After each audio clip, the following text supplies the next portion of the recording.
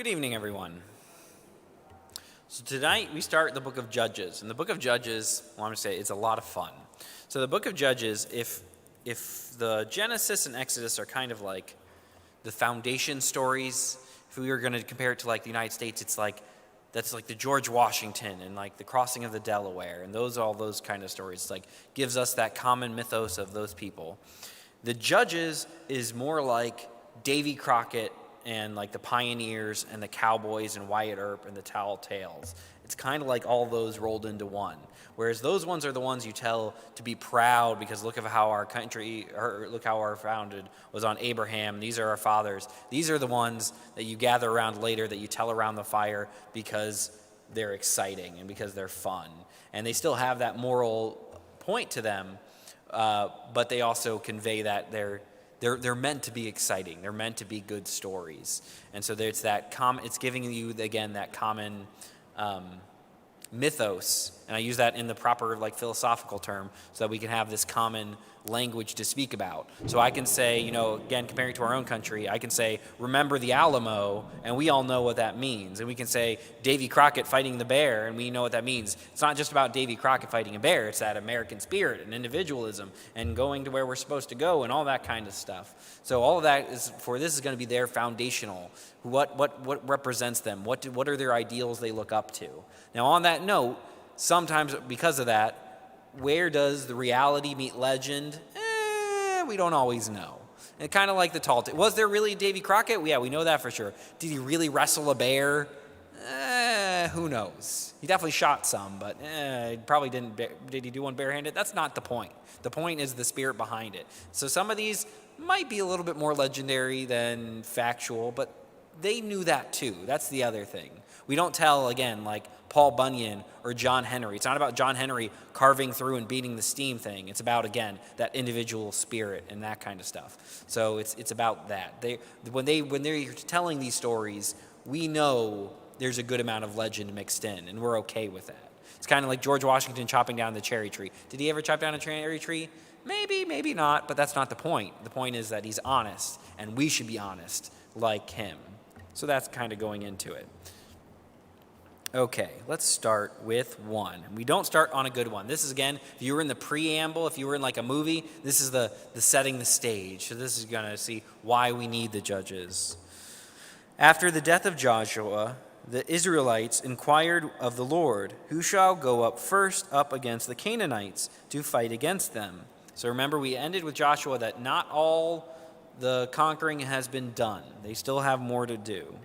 The Lord said, Judah shall go up. I hereby give the land into his hand. Judah said to his brother Simeon, come with me into the territory allotted to me, and we may fight against the Canaanites. Then I too will go with you into the territory allotted to you. So Simeon went up with him. Then Judah went up, and the Lord gave the Canaanites and the Perizzites into his hands, and they defeated 10,000 of them at Bezek. They came upon at Bezek and fought against him, and defeated the Canaanite and the Perizzites. Adonai-Bezek fled, and they pursued him, and caught him, and cut off his thumbs and his big toes. Adonai-Bezek said, 70 kings with their thumbs and big toes cut off used to pick up scraps under my table. As I have done, so God has paid me back. They brought him to Jerusalem, and he died there. So you see that it's that already we have that little bit of sense of irony in the story. So they catch the king, and they cut off his thumbs, and well, that seems mean, but then you find out, well, this is what I did to my enemies. So it's that kind of just irony coming full circle. Then the people of Judah fought against Jerusalem and took it. They put it to the sword and set the city on fire. Afterwards, the people of Judah went down to fight against the Canaanites, who live in the hill country, in the Negeb, and in the lowlands. Judah went against the Canaanites, who lived in Hebron. The name of Hebron was formerly Kiriath-Arba, and they defeated Sheshai and Iham and Telmai. So these two cities are going to be very, very important later on. They're not as important now, but of course Jerusalem's going to be important because it's going to be the foundational city. But after Jerusalem, Hebron is the most important city. So Hebron is where it's kind of the capital of Judah itself. So that's where David will come from. That's where he'll be king of Judah before he's king in Israel. And so that's why these cities get mentioned, because they're kind of the important cities where a lot of stuff happens later on. From there they went against the inhabitants of Debir. The name of Debir was, I already did that. Then Caleb said, whoever attacks Kiriath Sephir and takes it, I will give him my daughter Asher as wife. And Othniel, son of Kenaz, Caleb's younger brother, took it and gave him his daughter Ashka as wife. And she came to him, she urged him to ask her father for a field. As she dismounted from her donkey, Caleb said to her, what do you want? She said to him, give me a present, since you have sent me in the land of the Negeb. Give me also Gulath Mayem. So Caleb gave her Upper Gulath and Lower Gulath. The descendants of Hobab, the Kenites, Moses' father-in-law, went up with the people of Judah from the city of palms into the wilderness of Judah, which lies in the Negeb near Arad. Then they went and settled with the Amalekites. Judah went with his brother Simeon, and they defeated the Canaanites who inhabited Zephath and devoted to its destruction. So the city was called Hormah. Judah took Gaza and its territory, Ashkelon and its territory, and Ekron with its territory. The Lord was with Judah, and he took possession of the hill country, but could not drive out the inhabitants of the plain, because they had chariots of iron. Hebron was given to Caleb, as Moses had said, and he drove out from it the 3 sons of Anak. But the Benjamites did not drive out the Jebusites who lived in Jerusalem. So the Jebusites have lived in Jerusalem among the Benjamites to this day. So, of course, we know that's not going to last, but we're going to see David eventually have to come and capture Jerusalem. So we've seen now, okay, the Benjamites come in and they're not going to be as successful. And that's why they're going to stay a relatively small tribe, whereas Judah is very successful, which is why they're going to come to dominate all the other ones. Judah is going to be about the same size as all the other ones combined. Manasseh did not drive out the inhabitants of Beth Shean and its villages, of Tanakh and its villages, or the inhabitants of Ibleen and its villages, and the inhabitants of Megiddo and its villages. But the Canaanites continued to live in the land. Then Israel grew strong and put the Canaanites to forced labor, but did not, in fact, drive them out. Okay, so that's an important note. So remember, they were supposed to drive them out. You can't compromise with evil. We can't compromise with other gods. So now, we're putting them to slavery. Well, that's not what you're supposed to do. Remember, that's what you were in Egypt. Are you going to do the same thing to other people? That doesn't seem like a good thing. And we're going to see that this is going to come back and bite them, because the Canaanites are going to then rise up against them, just as they did to Egypt. And Ephraim did not drive out the Canaanites who lived in Gezer, but the Canaanites who lived among them in Gezer. Zebulun did not drive out the inhabitants of Kitron. I'm going to skip as we go. Asher did not drive out the inhabitants of Akko. Naphtali did not drive out the inhabitants of Beth Shemesh. The Amorites pressed the Danites back into the hill country. They did not allow them to come into the plain. The Amorites continued to live in Herahia and Ajalon and in Sha'al-Balim. But the hand of the house of Joseph rested heavily on them, and they became subject to forced labor. The borders of the Amorites ran to the ascent of Acharib and Selah and upwards. So they didn't drive out all the nations as they were supposed to. So they're making compromises. They're kind of doing this. We're going to see this later with Saul when he says, you're not supposed to keep anything. Well, I'm going to keep the best stuff for sacrifices. And they're kind of finding excuses. Well, it's better to make forced labor out of them. Well, that's not going to work out too well. Now the angel of the Lord went up from Gilgal to Bochim and said, I brought you up out from Egypt and brought you into the land that I have promised to your ancestors. I said, I will forever break my covenant. I will never break my covenant with you. For your part, do not make a covenant with the inhabitants of the land. Tear down their altars, but you have not obeyed my command. So again, tear down their altars. You don't get to worship another god. It's not about killing everyone. It's about worshiping another god. So if they're willing to become Israelites, like we saw with the Gibeonites, that's okay. You can't worship another god. But you have not obeyed my commandment. See what you have done. So now I say, I will not drive them out before you, but they shall become adversaries to you, and their gods shall be a snare to you. When the angel of the Lord spoke these words to all the Israelites, the people lifted up their voices and wept. So they named the place Bochim, and there they sacrificed to the Lord. When Joshua dismissed the people, the Israelites all went to their own inheritance to take possession of the land. The people worshipped the Lord all the days of Joshua and all the days of the elders who outlived Joshua, who had seen all the great works that the Lord had done for Israel. Joshua, son of Nun, the servant of the Lord, died at the age of 110. So they buried him with the bounds of the inheritance in Timnah Perez in the hill country of Ephraim, north of Mount Gaash. Moreover, the whole generation was gathered, their ancestors, and another generation grew up after them, who did not know the Lord or the work that he had done for Israel.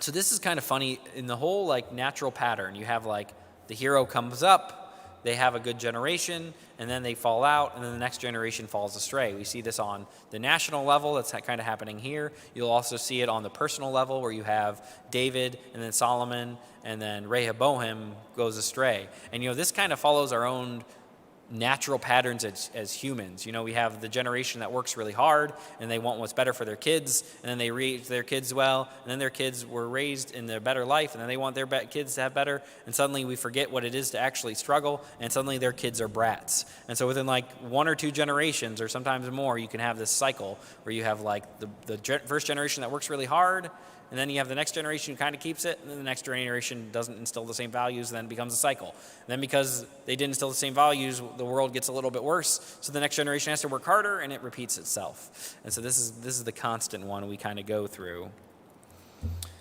Then the Israelites did what was evil in the sight of the Lord, and worshipped the Baals, and they abandoned the Lord, the God of the ancestors, who had brought them out of the land of Egypt. They followed other gods from among the gods of the people who were all around them, and bowed down to them, and they provoked the Lord to anger. They abandoned the Lord and worshipped Baal and the Ashtoreths, so that the anger of the Lord was kindled against Israel, and he gave over to plunderers who plundered them, and he sold them into the power of their enemies all around, and they could no longer withstand their enemies. Whenever they marched out, the hand of the Lord was against them to bring misfortune, as the Lord had warned them and sworn to them, and they were in great distress. I think I've already talked about this once, but the biblical way of speaking about God, especially in these first chapters, is very direct. Everything is direct from God. So why did we lose? Because God was against us. And there's truth to that. Now, in our modern sensibilities, we don't like that wording because it sounds like God is actively doing everything. And so it's like God actively wanted them to fail. So they put it in that way because they're having that grand sense of that everything comes from the Lord. But at the same time, even they don't understand it as God made them lose. No, it's meant to be seen as we strayed, so God is withdrawing his protection. And so he allowed it happen. So it's kind of like you can have the parent who says, don't do that to the kid who's doing something stupid, who's going to hurt himself. He's playing with a fork or something, or he's don't stab yourself with the hot oven. That's the easy one. Don't touch the oven, it's hot. Don't touch the oven, it's hot. Don't touch the oven, touches the oven hot, now he's burned. Well, you burned me. Well, you shouldn't have touched it. I gave you 3 warnings and you did it. And so it's okay, well, they might say, my dad burned me, but it's not that your dad burned you. Your dad warned you that you would get burned, and then you failed to listen to it. So it's different ways of describing the same truth. And so even them in their way, and they're describing it, they aren't seeing it like God is directly causing us to lose. It's that we have withdrawn ourselves from the covenant, so that protection is withdrawn. So it's they don't exactly see it as passive either, but it's just like we would see it more of the passive, but it's just a different way of saying that same truth, that God is in control of everything, but at the same time, he allows things to happen. Then the Lord raised up judges who delivered them out of the power of those who plundered them. Yet they did not listen even to their judges, for they lusted after other gods and bowed down to them. They soon turned aside from the way in which their ancestors had walked, who had obeyed the commandments of the Lord. They did not follow their example. Whenever the Lord raised up judges for them, the Lord was with the judge, and he delivered them from the hands of their enemies all the days of the judge. From the Lord would he be moved to pity by their groaning because of those who persecuted and oppressed them. But whenever the judge died, they would relapse and behave worse than their ancestors, following other gods, worshiping them, and bowing down to them. They would not drop any of their practices or their stubborn ways. So the anger of the Lord was kindled against Israel, and he said, because the people have transgressed my covenant that I commanded their ancestors and have not obeyed my voice, I will no longer drive out before them any of the nations that Joshua left when he died, in order to test Israel whether or not they would take care to walk the way of the Lord as the Israelites did. The Lord had left those nations, not driving them out at once, and not handed them over to Joshua. So, again, we can see God not driving out them, the peoples, is the same way of saying the peoples failed to drive out the nations. It's the same thing. And it's bad. Because you failed, you can also say God is not driving them out, because God works with us. The other thing, too, is you notice how as soon as they talk about worshiping the other gods, then they're talking about going the other way. It's going the other way. And they're kind of speaking in euphemisms, because along with the worship, it's not just like here, where it's, you can't think of it as like even the different branches of Christianity, or even like the different religions like Islam or something like that, where it's like, oh, you join it, but you're still trying to be a good person, da-da-da-da. No. The practices of these other ones are radically different. So when you're worshiping these other gods, many of them will entail human sacrifice, the sacrificing of your own children, depraved sexual acts, ritual rape, ritual other things, and so there's all these other things that go with it. So it's not just you're worshiping another god, it's that it leads you down this other path. It's a radically different path. It's evil, and it's evil not just because it's different gods, it's evil because the practices that it leads you to is evil. So that's the sin of idolatry, is that you want control of it, and it's leading you down this evil path to do it, and you'll do whatever it takes to do that. Where, of course, God is calling them to that greater understanding. Now these are all the nations that the Lord left to test all those in Israel who had no experience of any war in Canaan.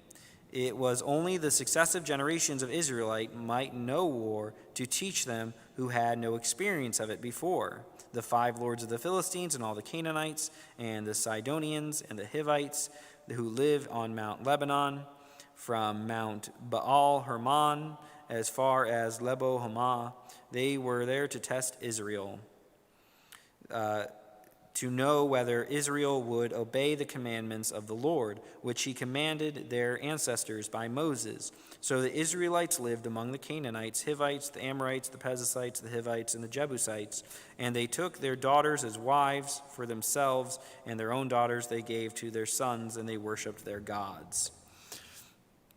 So again, when these people that remain and they're intermingling, and again, they're leading them astray. What was I going to say for this?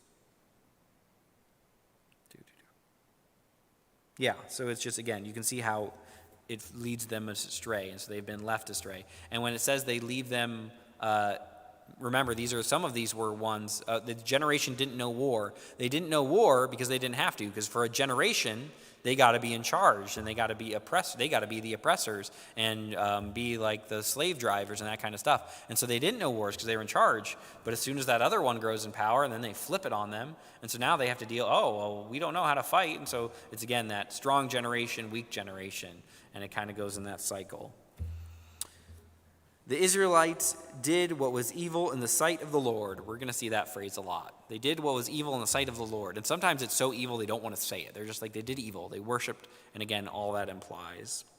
Forgetting the Lord their God and worshiping the Baals and the Asherahs. Baal is like the chief. They don't have like a pantheon like the Greeks. There's lots of little gods, and each tribe has its own, and you can intermingle. Baal is like a sky god that you'll see, and Asherah, I'm not saying it right, the Asherah is a feminine god, and so they're kind of the two examples. So they're using them as like the examples of all the other ones. So it would be like if you wanted to say like, the Norse gods, Thor and Loki, because they're the biggest ones we know of, so you would say those two. So these are like the biggest two of the head of the pantheon. There's a bunch more, but they become like the figurehead of all the other gods. Therefore, the anger of the Lord was kindled against Israel, and he sold them into the hand of King Cushan Rishamah of Aram Nahalaram. And the Israelites served Cushan Rishthaim for 8 years. But when the Israelites cried out to the Lord raised up a deliverer for the Israelites, who delivered them. Othniel, son of Kenaz, Caleb's younger brother.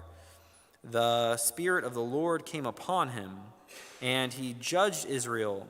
He went out to war, and the Lord gave King Cushan Rishamah of Aram into his hand, and his hand prevailed over Cushan Rishathaim, so that the land of the rest was 40 years. Then Othniel, son of Kenaz, died.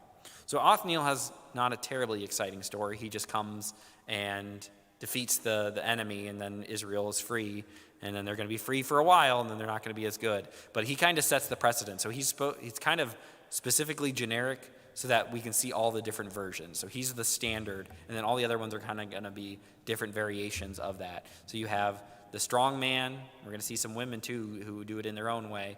And then he kind of defeats the army, because it's a lot of that, and then it kind of comes back.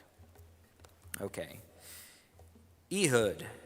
The Israelites again did what was evil in the sight of the Lord, and the Lord strengthened King Eglon of Moab against Israel, because they had done what was evil in the sight of the Lord. In alliance with the Amorites and the Amalekites, he went and defeated Israel, and they took possession of the city of palms. So the Israelites served King Eglon of Moab for 18 years. Another thing to note is when they say Israel served, Israel is not a unified effort. So oftentimes this is like conquered one tribe or one region or one city. So it's not like each one of these guys completely conquered all of Israel and set up like a modern like dictatorship or anything like that. These are regional conflicts. So it says Israel, but Israel is a representation of the little ones. But then the Israelites cried out to the Lord. The Lord raised up for them a deliverer, Ehud, son of Gera, the Benjamite, a left-handed man. So left-handed is important because left-handed is usually a sign of like deviance. And if you're like, it's usually that, or at least in literally, like in literature and things like that. So usually, because it's like left literally means like sinister. That's where that means left-handed. So that's where it comes from, the left. So left is never seen as usually a good thing. So it's interesting that he's using a left-handed person. And in this case, it's going to be to his benefit. Ehud made for himself a sword with 2 edges, a cubit in length, and he fastened it to his right thigh under his clothes. So a cubit is from the tip of your finger to your elbow. So that's a cubit. And so he made, for that time, that's a pretty long sword, actually. Most of their swords this is made out of bronze, and bronze doesn't do well long. And to do 2 edges is a lot harder than 1 edges, so it's like a special sword. So a 2-edged sword is harder than 1-edged, because it's twice the amount of work. So he makes a sword, and he puts it under his clothes on his right side, because if you're left-handed, you pull across from yourself from the right. If you're right-handed, like most people, it's on the left, so you pull from the left. So it's on the right side. Then he presented the tribute to King Eglon of Moab. Now Eglon was a very fat man. When Ehud was finished presenting the tribute, he sent the people who carried the tribute on their ways. But he himself turned back to the sculptured stones near Gilgal and said, I have a secret message for you, O king. So the king said, silence, and all his attendants went out from his presence. So this is what the area why the left-handed comes. See, if you're right-handed and you come in and everyone carries their sword on their left side, when you check someone for a weapon, you pat him down on the left side. But he's left-handed, so they pat him down on the left side and there was nothing there, but he still got it. So him being left-handed allows him to sneak the sword in. Ehud came to him while he was sitting alone in the cool roof chamber and said, I have a message from God for you. So he rose from his seat. Then Ehud reached with his left hand, took the sword from his right thigh, and thrust it into Eglon's body. The hilt also went in after the blade, and the fat closed over the blade, and he did not draw the sword out from the belly. The dirt came out. Then Ehud went into the vestibule and closed the doors of the roof chamber on him and locked them. So, pretty graphic. I think it's really cool. So he's so fat. Remember, it's a full cubit. He's so fat. Again, and this is fat. It's a symbol of him like taking this from, to be fat in the ancient world means you have to have lots of excess because it's hard to be fat in the ancient world. And so when he's so fat that a whole sword, a cubit in length, can disappear into his gut, that shows you that, and again, he's getting this through corruption, through abuse of the Israelite people. And so this is like kind of a sneaky assassination. And it's one of those fun things too. So this is definitely the left-handed sneak thief kind of thing. He didn't lie. I have a message for you, and the message is death. It's not a great message, but hey, that's what you get for messing with Israel in front of God. And so that's what happens. So and what does he do then? So it's just him. He locks the doors so that people can't come in, and he sneaks out the window, and he just kind of goes out. So it's definitely, this is more of that tricky, and that this is one of those symbols of like God appreciates the clever. This was clever. It wasn't a battle. He didn't have to fight a full battle. Just did this one quick one. After he had gone, the servants came. When they saw that the doors of the roof chamber were locked, they thought he must be relieving himself in the cool chamber. In the cool chamber. So they waited until they were embarrassed. When he still did not open the doors of the roof chamber, they took the key and opened them. There was their Lord lying dead on the floor. Ehud escaped while they delayed and passed beyond the sculptured stones and escaped to Seirah. When he arrived, he sounded the trumpets in the hill country of Ephraim, and the Israelites went down with him from the hill country. Having him at their head, he said to them, follow after me, for the Lord has given your enemies, the Moabites, into your hand. So they went down after him and seized the fords of the Jordan against the Moabites, and allowed no one to cross over. And the time they killed about 10,000 of the Moabites, all strong, able-bodied men. No one escaped. So Moab was subdued that day until the hand of Israel, and the land was at rest for 80 years. So it's just this again. So in the confusion, then he leads the surprise attack, and they're able to overthrow him. And it's this kind of, again, just that, again, God can approve of cleverness if you use it for the right direction. And again, you can see how the guy's own corruption went against him. He was so fat. That was one of the issues. And then his servants are so scared, they're not going to go into the room because they don't want him. This is actually a similar story that happened to Stalin. One of the reasons why Stalin died was because everyone was so scared to disturb him in his private chamber that they left him there for like hours. And the same thing is kind of happening here. They might have been able to save him. Probably not. But it's one of those kind of things of like, if they're so scared that they're not even going to find him dead, which gives Ehud time to escape. So it's kind of your own recompense comes against him. Okay, this next line is one of my favorite lines in Scripture because it's one line and it's really cool. So Shamgar. After him came Shamgar, son of Anath, who killed 600 of the Philistines with an ox goad. He too delivered Israel. That's it. I love that one because that's all he gets. He gets a line in Scripture. And so an ox goad is like to goad an ox to keep going forward. So it's a pointy stick. So that's what it is. A goad is a pointy stick to keep them moving. And so he killed 600 people with a pointy stick and saved Israel. That's cool. I just really like that one. It's just you get one line, you did one thing good, and you get remembered, and you move on. So nice, simple, straightforward, just a good story. Not a lot you can do with it. Straightforward. Shamgar killed 600 people with a pointy stick. Okay, that's pretty cool. Okay, Deborah and Barak. This is one of the more famous ones. I think most of us will know this one, but it's also a good one. So the Israelites again did what was evil in the sight of the Lord after Ehud died. So the Lord sold them into the hand of King Jabin of Canaan, who reigned in Hazar. The commander of his army was Sisera, who lived in Harosheth HaGoim.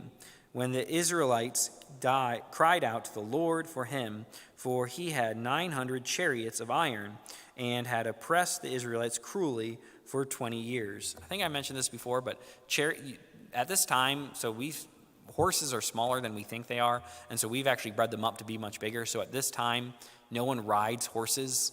You might just do it maybe as a messenger, but you really don't ride horses. You use them as chariots, and chariots are kind of like the tanks of their time, and you use them for mobile archery. And especially if you have iron, you can kind of run people over, and it causes a lot of chaos. And that's the main thing you're trying to do. You're just trying to break their lines, and so the chariots are good at that. So the fact that he has 600, how many chariots he has? 900 chariots of iron, and iron is harder to make than bronze. Most of the stuff is bronze at the time. Iron is much harder to make, and it requires much more skill.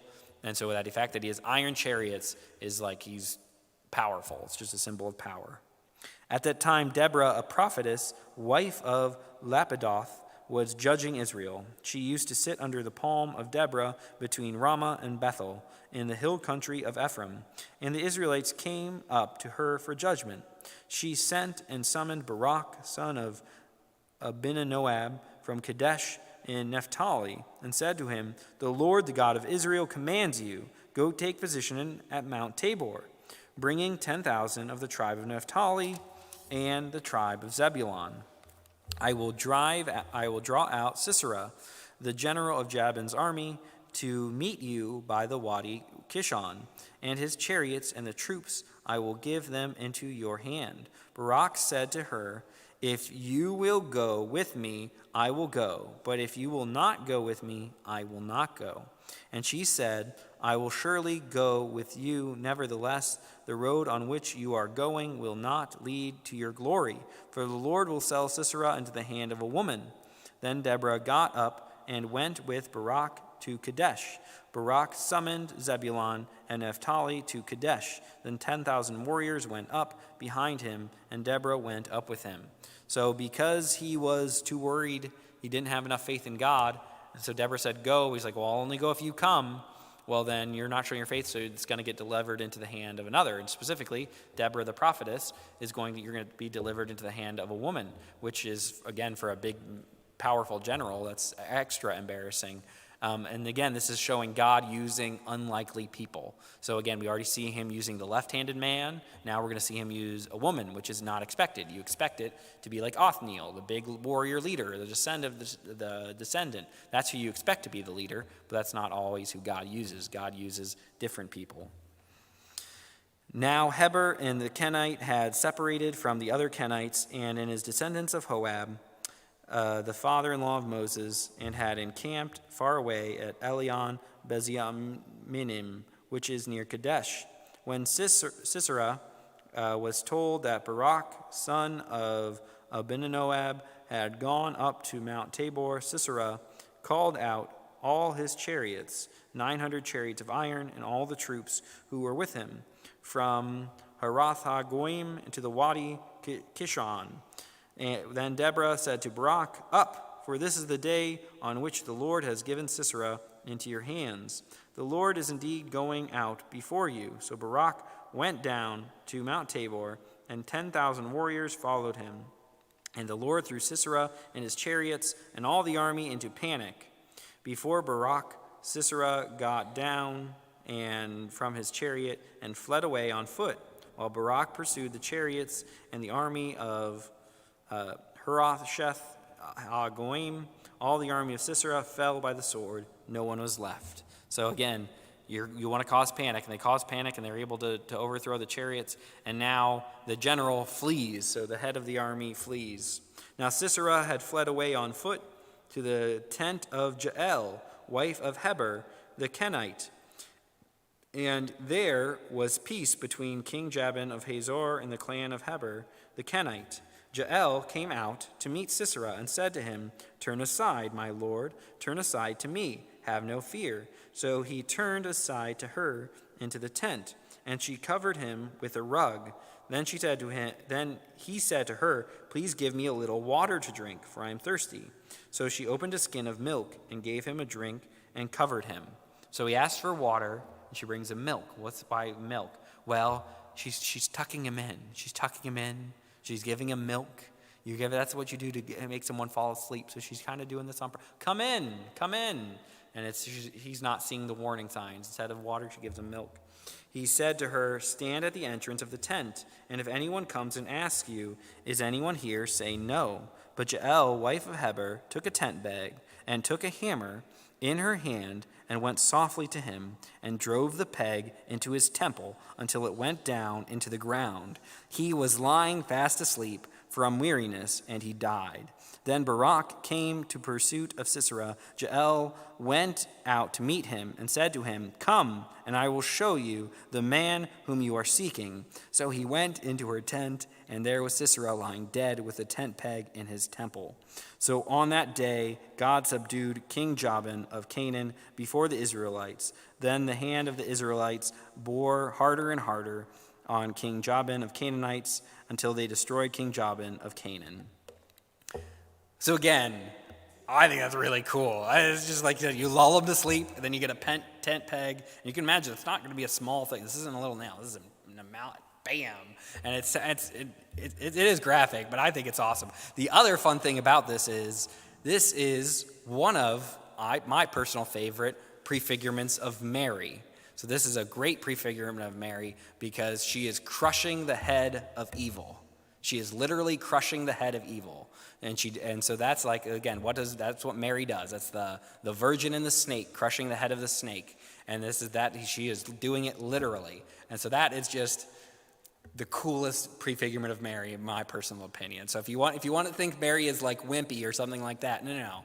Here, go tell them the story of Jael, and then you can do it. So this is something I think we can all get behind. So this you crush the head of the evil. So that's I don't know, that's pretty cool. And she does it not through, again, being a great warrior or anything like that. She does it through her feminine skills. Oh, come in. Let me tuck you in. Let me give you the milk to drink. And so she does it through her I'm going to say, feminine wiles, and I think that's okay. And so it's, again, she uses the gifts God give her. Just like you wouldn't expect Ehud to be this great leader, you wouldn't expect Jael to be this one, so she does it. And again, just super fun. Just super fun stuff. Probably not the one you want to make a movie out of because it'd probably be rated R. But I don't know. I think that might get some kids back. I don't know. I think, again, it makes it more cooler than you think it is. Okay, we're going to end. I can read it. So I'm just going to read the Song of Deborah, and this is again a song. So it's a song, and it's meant to be, like I said, I'm not singing it, but we're just going to say it, and we'll go through. And like the Psalms, it's a song, and it's, again, these are things that would have been kept in the culture and would have been reminders to them. So it's, again, we have those songs of the tall tales and that kind of stuff that come back to us. Then Deborah and Barak, son of Abinoab, sang on that day, saying, "When locks are long in Israel, when the people offer them willingly, bless the Lord. Hear, O king, give ear, O princes, to the Lord I will sing. I will make melody to the Lord, the God of Israel. Lord, when you went out from Seir, when you marched from the region of Edom, the earth trembled, and the heavens poured, the clouds indeed poured water, the mountains quaked before the Lord, the one of Sinai, before the Lord, the God of Israel. In the day of Shamgar, son of Anath, in the day of Jael, caravans ceased, and travelers kept to the byways. The peasantry prospered in Israel. They grew fat on plunder, because you arose, Deborah, arose as a mother in Israel. When new gods were chosen, when new gods were chosen, then war was at the gates. Was shield or spear be seen among 40,000 in Israel? My heart goes out to the commanders of Israel, who offered themselves willingly among the people. Bless the Lord. Tell of it, you who ride on white donkeys, you who sit on rich carpets, you who walk by the way, to the sound of musicians at the watering place. They repeat the triumph of the Lord, the triumph of his peasantry in Israel. Then down the gates marched the people of the Lord. Awake, awake, Deborah. Awake, awake, utter a song. Arise, Barak, lead away your captives, O son of Abinoab. Then down march the remnant of the noble. The people of the Lord march down for him. Against the mighty from Ephraim they set out into the valley, following you, Benjamin, with your kin. From Machir march down the commander, and from Zebulun, from those who bear the martial staff. The chief of Issachar came with Deborah, and Issachar, faithful to Barak, into the valley they rushed out in his heels. Among the clans of Reuben, there were great searching of heart. Why did you tarry among the sheepfolds to hear the piping of the flocks? Among the clans of Reuben, there were great searchings of heart. Gilead staying beyond the Jordan. And Dan, why did you abide with the ships? Asher sat still on the coast of the sea, settling down by the landing. Zebulun is a people that scorned death. So you can see not everyone came out. She's kind of giving shade to all the tribes that didn't come out. Reuben didn't come out. They didn't cross the Jordan. They stayed on the sea coast. So they're not coming out to where they're supposed to be. So you can see that Israel isn't quite unified. And you see that she kind of like called out the rich people with their carpets and musicians and white donkeys. And she's calling back the people again, Shamgar and Jael, the small people who are actually doing it. The kings came, they fought, then fought the king of Canaan at Tanakh by the waters of Megiddo. They got no spoil of silver. The stars fought from heaven. For their courses they fought against Sisera. The torrent Kishon swept them away. The onrushing torrent, the torrent Kishon. March on, my soul, with might. Then Lau beat the horses' hooves with the galloping of the steeds. Cursed Meroz, says the angel of the Lord. Cursed bitterly its inhabitants, because they did not come to the help of the Lord, to the help of the Lord against the mighty. Most blessed of women be Jael. Most blessed of women. Doesn't that sound familiar? The wife of Heber, the Kenite, of tent-dwelling women, most blessed. He asked water, and she gave him milk. She brought him curds in a lordly bowl. She put her hand to the tent peg and her right hand to the workman's mallet. She struck Sisera a blow. She crushed his head. She shattered and pierced his temple. He sank, he fell, he lay still at her feet. At her feet he sank, he fell. Where he sank, there he fell dead. Out of the window she peered. The mother of Sisera gazed through the lattice. Why is this chariot so long in coming? Why tarry the hoofbeats of his chariot? Her wisest ladies make answer. Indeed, she answers the question herself. Are they not finding and dividing the spoil? A girl or two for every man.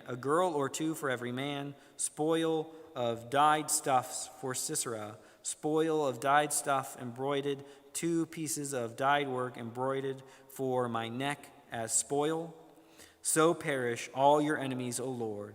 But may your friends be like the sun as it rises in its might. And the land had rest for 40 years. It's beautiful. It is. It's violent, but it's beautiful. So we'll end there. In the name of the Father, and the Son, and the Holy Spirit. Amen. All glory be to the Father, and to the Son, and to the Holy Spirit. was in the beginning, is now, and ever shall be, world without end. Amen. So go tell your friends about Jael. She's pretty cool. And Ehud's fun too. See, aren't these great? These are just fun. We need to do more of these ones. I think